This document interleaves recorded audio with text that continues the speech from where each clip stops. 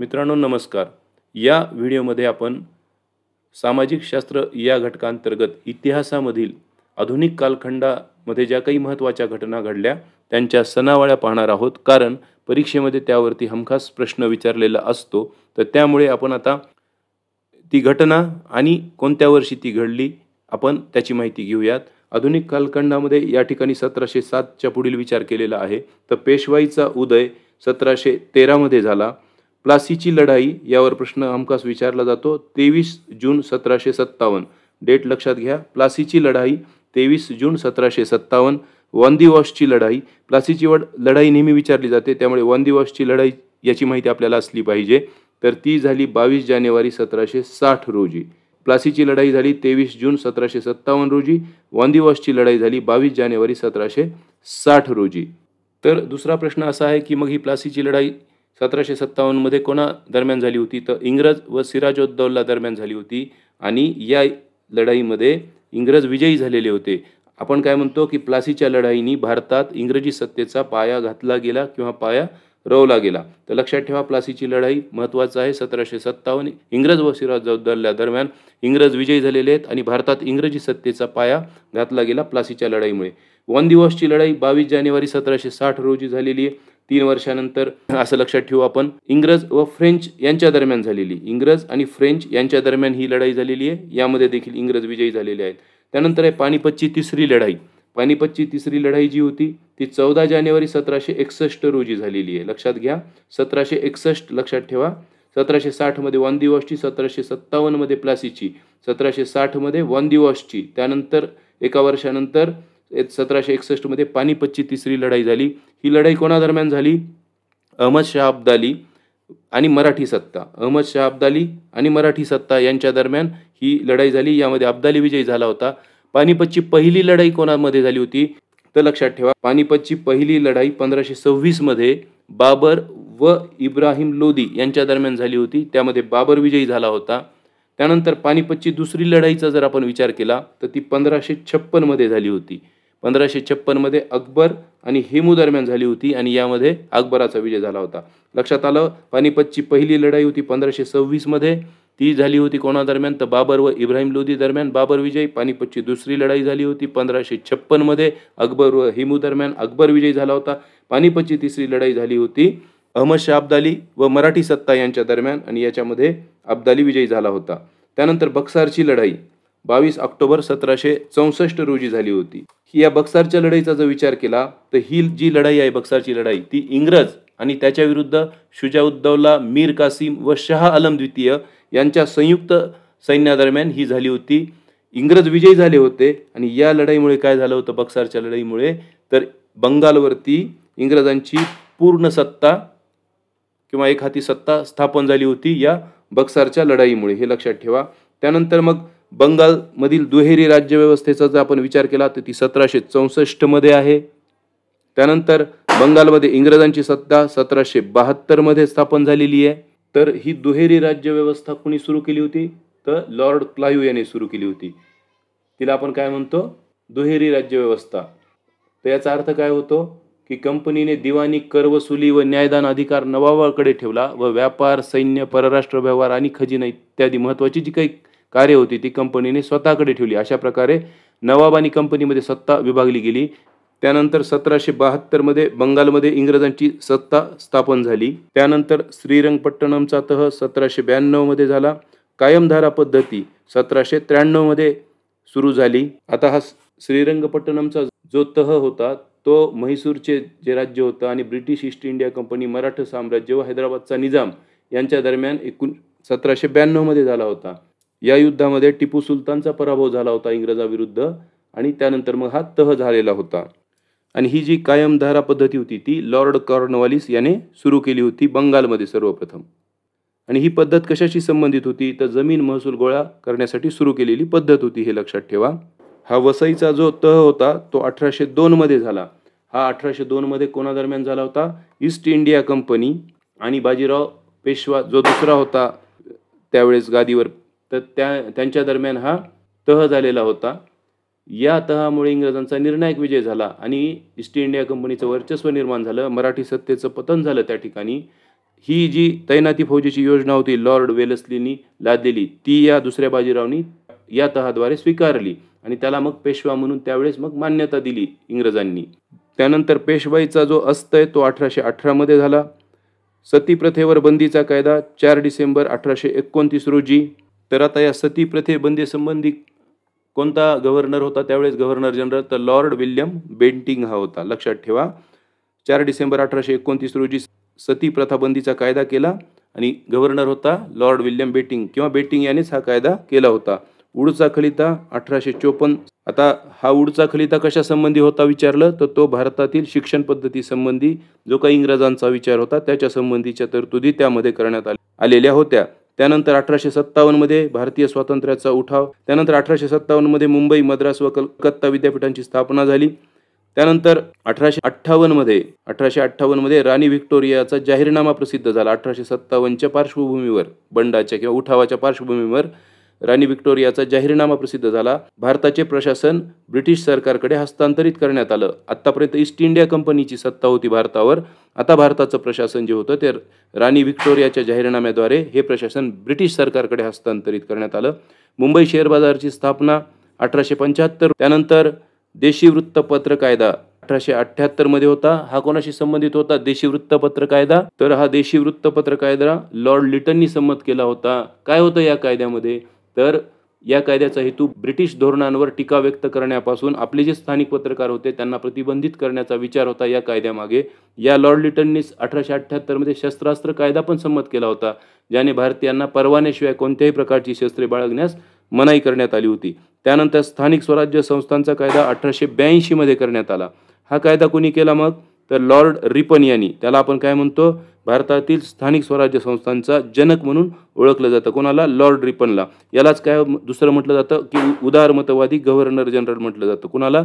Lord Ripon याला. त्यानंतर महत्त्वाचा कालखंड सुरू होतो तो म्हणजे भारतीय राष्ट्रीय काँग्रेस अर्थात इंडियन नॅशनल काँग्रेस, ज्याला आपण राष्ट्रसभा म्हणून ओळखतो. या संघटनेची स्थापना कधी झाली? 28 डिसेंबर 1885 रोजी झाली. लक्षात ठेवा. भारतीय राष्ट्रीय काँग्रेसची स्थापना 28 डिसेंबर 1885 रोजी झाली. काँग्रेसच्या पहिल्या अधिवेशनामध्ये. तर ही स्थापना कधी झाली? 28 डिसेंबर 1885 रोजी मुंबई येथील तेजपाल संस्कृत पाठशाळेत संपूर्ण देशभरातील 72 प्रतिनिधी आले होते एकत्र. आणि या अधिवेशनाचं अध्यक्षपद जे होतं तर ते कोणी भूषवलं होतं? व्योमेशचंद्र बॅनर्जी यांनी भूषवलं होतं. हेच राष्ट्रीय काँग्रेसचं पहिलं अधिवेशनही होतं. यामध्येच राष्ट्रसभेची स्थापना करण्यात आली होती. हा महत्त्वाचा प्रश्न आहे. या ठिकाणी एखाद्या वेळेस मी सांगताना काही विसंगत झालं तर तुम्ही कमेंटमध्ये नक्की सांगा, म्हणजे इतर मुलांना देखील ते माहीत होईल आणि आपण त्यामध्ये दुरुस्ती पण करू. त्यानंतर बंगालची फाळणी 16 ऑक्टोबर 1905 रोजी करण्यात आली. मुस्लिम लीगची स्थापना 30 डिसेंबर 1906 रोजी. ही स्थापना कुठे झाली होती सांगा? तर ही स्थापना झाली होती ढाका येथे. त्यानंतर मोर्ले मिंटो सुधारणा कायदा 1909चा आहे. यामधील महत्त्वाच्या तरतुदी लक्षात घ्या. त्यानंतर बंगालची फाळणी रद्द झाली कधी? 1911 मध्ये. बंगालची फाळणी करण्यात आली होती 16 ऑक्टोबर 1905, रद्द झाली 1911 मध्ये. त्यानंतर बनारस हिंदू विद्यापीठाची स्थापना ही केली होती 1916 मध्ये पंडित मदन मोहन मालवीय यांनी. त्यानंतर इंडियन होम रूल लीगची स्थापना 28 एप्रिल 1916. त्यानंतर ऑल इंडिया होम रूल लीगची स्थापना सप्टेंबर 1916. एकाशी संबंधित होतं ॲनी बेझंट, एकाशी संबंधित होते लोकमान्य टिळक, याची माहिती घ्या. त्यानंतर लखनौ करार 1916 मध्ये. हा जो लखनौ करार होता तो भारतीय राष्ट्रीय काँग्रेस आणि मुस्लिम लीग दरम्यान झालेला होता आणि हिंदू मुस्लिम ऐक्यासंबंधी किंवा हिंदू मुस्लिम ऐक्याला चालना देणारा करार असं या करारासंबंधी म्हटलं जातं. त्यानंतर महत्त्वाचं आहे जालियनवाला बाग हत्याकांड 13 एप्रिल 1919, जनरल डायर, हे लक्षात ठेवा. त्यानंतर मॉन्टेग्यू चेम्सफर्ड सुधारणा 1919 मध्ये झाली. यालाच आपण 1919चा कायदा देखील म्हणतो. त्यानंतर अलीगढ मुस्लिम विद्यापीठाची स्थापना 1920 मध्ये. या विद्यापीठाच्या स्थापनेशी कोण संबंधित होतं? तर सर सय्यद अहमद खान हे संबंधित होते. त्यानंतर महात्मा गांधींच्या नेतृत्वाखाली असहकार चळवळ सुरू झाली 1920 मध्ये, ज्याला नॉन कॉपरेशन मुवमेंट म्हटलं जातं. त्यानंतर चौरी चौरा येथे जी घटना घडली फेब्रुवारी 1922 मध्ये पोलीस स्टेशनवरील हल्ल्यासंबंधी. त्यानंतर असहकार चळवळ स्थगित केली महात्मा गांधींनी फेब्रुवारी 1922 मध्ये. त्याच वेळेस असहकार चळवळ स्थगित, ह्या एकदाच झालेल्या घटना आहेत. त्यानंतर स्वराज्य पक्षाची स्थापना 1 जानेवारी 1923 रोजी, सध्याचं प्रयागराज त्यावेळेसचं अलाहाबाद या ठिकाणी झाली. असहकार आंदोलन ठरावातील विधिमंडळाच्या निवडणुकीवर बहिष्कार टाकण्याचं धोरण मागे घेऊन विधिमंडळाच्या ज्या निवडणुका होत्या त्यात भाग घ्यावा आणि विधिमंडळात जाऊन शासनाची अडवणूक करावी या उद्देशाने चित्तरंजन दास व मोतीलाल नेहरू यांनी 1923 मध्ये त्यावेळेसच्या अलाहाबाद येथे स्वराज्य पक्षाची स्थापना केली. त्यानंतर सायमन कमिशनची नियुक्ती 1927 मध्ये, नेहरू रिपोर्ट 1928 मध्ये. आता हा जो नेहरू रिपोर्ट होता यामध्ये वसाहतीच्या स्वातंत्र्याची मागणी केली होती. त्यानंतर संपूर्ण स्वातंत्र्याची मागणी 31 डिसेंबर 1929 रोजी करण्यात आली, हे लक्षात ठेवा. तर 1929च्या 44व्या काँग्रेस अधिवेशनामध्ये पंडित जवाहरलाल नेहरू यांच्या अध्यक्षतेखाली संपूर्ण स्वातंत्र्याचा जो ठराव होता तो संमत करण्यात आला होता या अधिवेशनामध्ये. त्यानंतर सविनय कायदेभंगाचा लढा सुरू झाला 12 मार्च 1930ला. महात्मा गांधींचा दांडी येथे सत्याग्रह झाला मिठाचा 6 एप्रिल 1930 रोजी. मग दांडी यात्रा केव्हा सुरू झाली होती हाही प्रश्न आहे. तर महात्मा गांधी यांनीच 12 मार्च 1930 रोजी साबरमती येथून या दांडी यात्रेला सुरुवात केली होती आणि 6 एप्रिल 1930 रोजी दांडी येथे जाऊन त्यांनी मिठाचा सत्याग्रह केला आणि त्या ठिकाणी मग ही दांडी यात्रा पूर्ण झाली. आता महात्मा गांधींनी 1917 मध्ये चंपारण्य सत्याग्रह केला होता. तो भारतातील गांधीजींच्या नेतृत्वातील पहिली सत्याग्रहाची चळवळ होती. ती ब्रिटिश सत्तेने नीळ लागवडीच्या विरुद्ध किंवा नीळ कामगारांविरुद्ध जी काही कायदे केले होते त्या संबंधी किंवा त्याच्या विरोधामध्ये ही चळवळ होती. कोणती? तर चंपारण्य सत्याग्रहाचा जो सत्याग्रह होता तो नीळ कामगारांविरुद्ध ब्रिटिश सत्तेच्या धोरणासंबंधी विरोध करण्यासाठी हा सत्याग्रह करण्यात आला होता, हेही लक्षात असू द्या. पहिली गोलमेज परिषद राऊंड टेबल कॉन्फरन्स ज्याला म्हटलं जातं 1930-31 मध्ये झाली. गांधी आयर्विन करार 5 मार्च 1931. दुसरी गोलमेज परिषद 1931 मध्ये. रॅमसे मॅकडोनाल्डचा जातीय निवाडा 17 ऑगस्ट 1932 रोजी घोषित झाला. पुणे करार डॉक्टर बाबासाहेब आंबेडकर आणि महात्मा गांधी यांच्या दरम्यान 24-25 सप्टेंबर 1932, यालाच कोणता करार म्हटलं जातं? येरवडा करार म्हणूनही ओळखलं जातं. तिसरी गोलमेज परिषद 1932 मध्ये. भारत सरकार विषयक कायदा संमत 1935 मध्ये. हेही महत्त्वाचं आहे. या व्हिडिओमध्ये आपण खूप माहिती नाही घेत प्रत्येक गोष्टीची की पुणे करारासंबंधी, तिसरी गोलमेज परिषद, रॅमसे मॅकडोनाल्डचा जातीय निवाडा, तर याची पार्श्वभूमी आणि नंतरचा उत्तरार्ध देखील तुम्हाला माहीत असणं गरजेचं आहे. या ठिकाणी आपण डेटवर कॉन्सन्ट्रेट करत आहोत की परीक्षेमध्ये जर डेट विचारल्या तर आपल्याला त्या पाठवाव्यात. त्यानंतर दुसऱ्या महायुद्धास सुरुवात झाली 1 सप्टेंबर 1939 रोजी.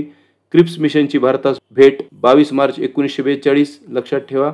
त्यानंतर चले जावचा ठराव संमत करण्यात आला 8 ऑगस्ट 1942 रोजी. त्रिमंत्री परिषद या परिषदेने किंवा कॅबिनेट मिशनने भारतास भेट दिली 24 मार्च 1946 रोजी.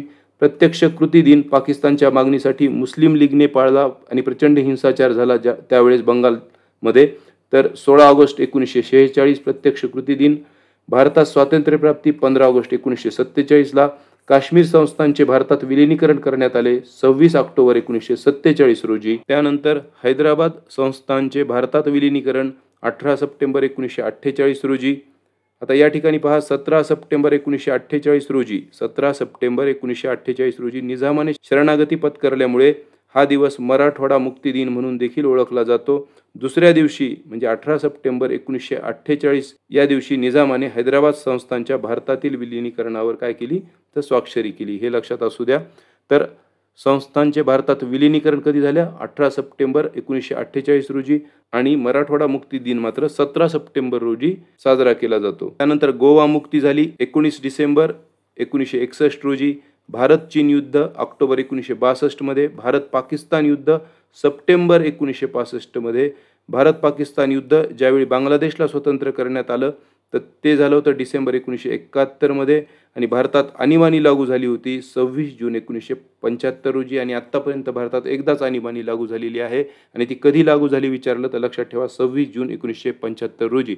तर आधुनिक भारताच्या इतिहासातील फार महत्त्वाच्या असणाऱ्या आणि इम्पॉर्टंट असणाऱ्या घटना आणि त्यांची वर्ष आपण पाहिलेली आहेत. परीक्षेच्या दृष्टीने तुम्हाला हा व्हिडिओ अतिशय महत्त्वाचा आहे. ही सर्व माहिती स्मॉलेस्ट जनरल नॉलेज के सागर पब्लिकेशनचं पुस्तक आहे. 47वी आवृत्ती जी आहे त्यामधून घेतलेली आहे. तुमच्या परीक्षेसाठी आणि इतर स्पर्धा परीक्षांसाठी देखील हे पुस्तक महत्त्वाचं आहे. हे तुम्ही घेतल्यानंतर तुमच्या लक्षात येईलच. तर हा व्हिडिओ आवडला असेल तर लाईक करा, शेअर करा, चॅनलला सबस्क्राईब करा आणि मित्रांनाही या व्हिडिओ संबंधीची माहिती द्या. त्याचबरोबर तुमच्या काही सूचना असतील तर त्या कमेंटमध्ये सांगा. धन्यवाद.